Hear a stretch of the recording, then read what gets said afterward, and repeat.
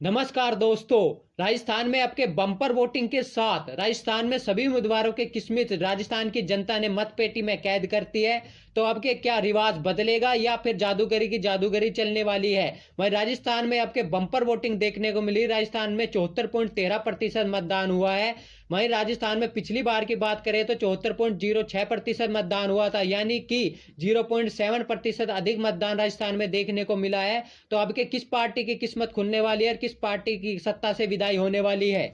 वहीं राजस्थान में कुल मतदाता की बात करें तो 5,29,31,152 है, जिसमें से पुरुष मतदाता की बात करें तो 2,74,74,849 है। वहीं महिला मतदाता की बात करें तो 2,53,13,458। वहीं राजस्थान में कुल उम्मीदवार की बात करें तो 1875 मैदान में थे, जिसमें से पुरुष मतदाता की बात करें तो 1692। वहीं महिला मतदाता की बात करें तो 183 मैदान में थे। वहीं राजस्थान की छोटी छोटी पार्टियों ने कितने उम्मीदवार अपने उतारे थे जो बीजेपी और कांग्रेस पार्टी का किसी भी सीट पर खेल खराब कर सकते हैं। तो राजस्थान में छोटी छोटी पार्टियों ने राष्ट्रीय लोकतांत्रिक पार्टी की बात करें तो राजस्थान के 200 विधानसभा सीटों में से आपके 78 उम्मीदवार उनकी पार्टी ने उतारे हैं। भारतीय आदिवासी पार्टी की बात करें तो 27 उम्मीदवार उतारे हैं। वह जननायक जनता पार्टी की बात करें तो 20 उम्मीदवार। वह भारतीय ट्राइबल पार्टी की बात करें तो 17 उम्मीदवार। वह ओबीसी की पार्टी की बात करें तो 10 उम्मीदवार उन्होंने मैदान में उतारे हैं। यानी कि छोटी पार्टियां बीजेपी और कांग्रेस को किसी भी पार्टी पर वोट काटकर उनको नुकसान पहुंचाने वाली है। तो किस पार्टी को ये पार्टी फायदा पहुंचाएगी और किस पार्टी को नुकसान पहुंचाती हुई दिख रही है। वहीं बीजेपी और कांग्रेस पार्टी में से कौन कौन से चुनावी मुद्दे हावी रहे हैं जो बीजेपी पार्टी जनता के बीच लेके गई है। वहीं कांग्रेस पार्टी किन मुद्दों को जनता के बीच लेके गई है। तो बीजेपी की पार्टी की बात करें तो लाल डायरी, वही अशोक गहलोत की जो लाल डायरी के जो बहुत बड़ा चुनावी मुद्दा था उसको लेके गई है। मैं ओपीसी को, हिंदू कार्ड को, पेपर लीक को, महिला सुरक्षा को, कानून व्यवस्था को, वही अशोक गहलोत और पायलट के मनमुटाव को। वही कांग्रेस कौन से मुद्दे को जनता के बीच लेके गई है तो महंगाई, ओपीसी, वही सीएम का चेहरा बीजेपी की तरफ से कौन है, इसको भी एक चुनावी मुद्दा बनाने की कांग्रेस पार्टी ने कोशिश की। वही ईडी की रेड, जातीय जनगणना, वही राजस्थानी अस्मिता को, वही बीजेपी में सीएम का चेहरा कौन है, इसको लेकर भी कांग्रेस पार्टी ने चुनावी मुद्दे बनाए हैं। तो बीजेपी पार्टी ने अब के किस उम्मीदवार के टिकट काटे हैं और उस उम्मीदवार के टिकट कटने से कितने उम्मीदवार बीजेपी पार्टी के खिलाफ बागी हुए हैं, वही कांग्रेस पार्टी के खिलाफ कितने उम्मीदवार बागी हुए हैं। तो बीजेपी पार्टी ने आपके 200 विधानसभा सीटों में से जहां पिछली बार जिनको टिकट दिया था उनके 10 उम्मीदवारों के टिकट काटे हैं। कांग्रेस पार्टी ने आपके 21 उम्मीदवार के टिकट काटे हैं। तो इनको देखते हुए बीजेपी पार्टी के 19 उम्मीदवार आपके बागी मैदान में है। वहीं कांग्रेस पार्टी की तरफ से 16 बागी उम्मीदवार मैदान में है जो अपनी ही पार्टी का खेल खराब करने में कोई कसर नहीं छोड़ेंगे। मैं हम अब बात करते हैं कि वोटिंग परसेंट किस पार्टी को बढ़ने से किस पार्टी को फायदा होगा, किस पार्टी को नुकसान हुआ है। वहीं पिछले ट्रेंड को देखते हुए बात करें तो 1998 में 63.39% मतदान हुआ था तो कांग्रेस पार्टी की सरकार हुई थी। वहीं 2003 की बात करें तो 67.18% मतदान हुआ था तो +3.79% मतदान ज्यादा हुआ था तो बीजेपी पार्टी की सरकार बनी थी। 120 विधानसभा सीटें मिली थी। वहीं 2008 की बात करें तो 66.25% मतदान हुआ था तो -0.93% मतदान कम हुआ था। कांग्रेस पार्टी की सरकार बनी थी, बीजेपी पार्टी को 78 सीटें मिली थी। वहीं 2013 की बात करें तो 75.04% मतदान हुआ था, यानी कि +8.79% अधिक मतदान हुआ था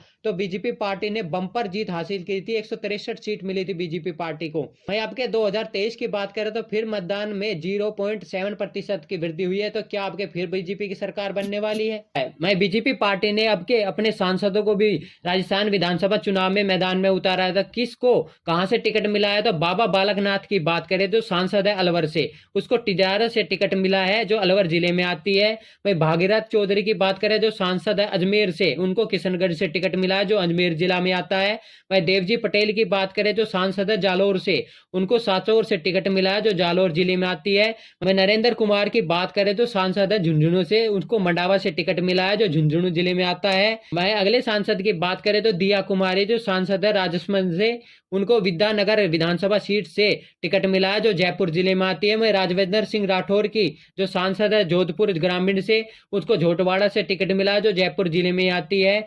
मैं किरोड़ी लाल मीणा की बात करें तो सांसद व राज्यसभा मेंबर भी है, उनको सवाई माधोपुर से टिकट मिला है जो सवाई माधोपुर जिले में आती है। यानी कि बीजेपी पार्टी ने अब के अपने सांसद व राज्यसभा मेंबर को चुनावी मैदान में उतारा है। अब हम आपको राजस्थान में बम्पर वोटिंग पढ़ने के बाद जिले वाइज आंकड़े बताएंगे किस पार्टी की सरकार बनने वाली है राजस्थान में अब के। तो सबसे पहले जिले की बात करें तो वह गंगानगर का जिला है जहां पर 6 विधानसभा की सीट आती है। तो बीजेपी के पक्ष में एक जिले में 4 सीट, कांग्रेस को 2 सीट मिलती हुई दिख रही है। वहीं अगले जिले की बात करें तो हनुमानगढ़ का जिला जहां पर 5 विधानसभा की सीट आती है। तो बीजेपी पार्टी के पक्ष में यहाँ 3 सीट, कांग्रेस को 2 सीट मिलती हुई दिख रही है। मैं अगले जिले की बात करें तो बीकानेर जिला है जहां पर 7 विधानसभा की सीट आती है। बीजेपी के पक्ष में है 4 सीट, कांग्रेस को 2, एक अदर्स को मिलती हुई दिख रही है। मैं अगले जिले की बात करें तो चूरू जिला जहां पर 6 विधानसभा की सीट आती है। बीजेपी के पक्ष में है 3 सीट, कांग्रेस के पक्ष में भी 3 सीट जाती हुई दिख रही है। अगले जिले की बात करें तो झुंझुनू जिला है जहां पर 7 विधानसभा की सीट आती है। तो बीजेपी के पक्ष में है 4 सीट, कांग्रेस के पक्ष में 3 सीट जाती हुई दिख रही है। अगले जिले की बात करें सीकर जिला है जहां पर 8 विधानसभा की सीट आती है। तो इस जिले की बात करें तो बीजेपी के पक्ष में 3 सीट, कांग्रेस को 4 सीट, अदर्स के पक्ष में 1 सीट जाती हुई दिख रही है।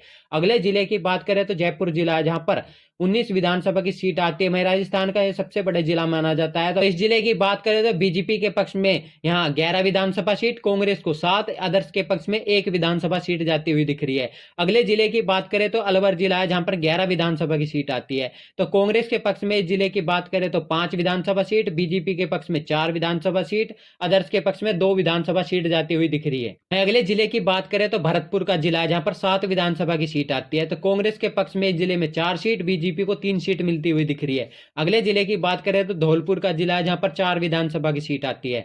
तो 2 कांग्रेस के पक्ष में, 2 बीजेपी के पक्ष में जाती हुई दिख रही है। यानी कि कांटे की टक्कर देखने को मिल रही है जिले में। अगले जिले की बात करें तो करौली जिला है जहां पर 4 विधानसभा की सीट आती है। तो 2 कांग्रेस के पक्ष में जाती हुई दिख रही है जिले की, 2 बीजेपी के पक्ष में जाती हुई दिख रही है। यानी कि यहाँ भी कांटे की टक्कर देखने को मिली है। अगले जिले की बात करें तो दौसा जिला जहां पर 5 विधानसभा की सीट आती है। तो इस जिले की बात करें तो 3 बीजेपी के पक्ष में, 2 कांग्रेस के पक्ष में जाती हुई दिख रही है। अगले जिले की बात करें तो सवाई माधोपुर का जिला है जहां पर 4 विधानसभा की सीट आती है। तो किसका पलड़ा भारी होता हुआ दिख रहा है जिले में? तो कांग्रेस के पक्ष में यहाँ 2 सीट, बीजेपी को 1, अदर्स के पक्ष में 1 विधानसभा सीट जाती हुई दिख रही है। अगले जिले की बात करें तो टोंक जिला है जहां 4 विधानसभा की सीट आती है। इस जिले की बात करते हैं सचिन पायलट का जिला माना जाता है।